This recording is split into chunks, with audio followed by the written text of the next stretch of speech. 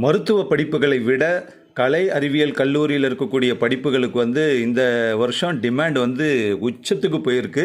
ஒவ்வொரு வருஷமும் கிராஜுவலாக அதனுடைய percentage of students willing to join arts and science colleges அதிகமாகிட்டே இருக்குது.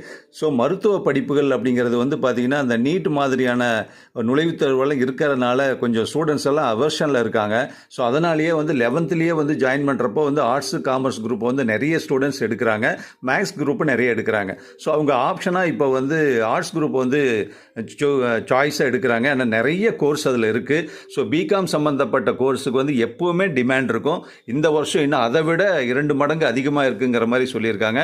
அதே நேரத்தில் artificial intelligence, data science, machine லேர்னிங்கிற மாதிரியான கம்ப்யூட்டர் சம்மந்தப்பட்ட படிப்புகளுக்கும் டிமாண்ட் எகிரிட்டு இருக்கு. எல்லா காலேஜ்லேயும் கம்ப்யூட்டர் சயின்ஸ் அப்படின்னா அந்த கோர்ஸ் தான் கேட்குறாங்கிற அளவுக்கு இருக்குது. அதனால் கலை அறிவியல் கல்லூரிகளில் ஜாயின் பண்ணணும்னா உடனே இம்மீடியட்டாக அப்ளை பண்ணிடுங்க.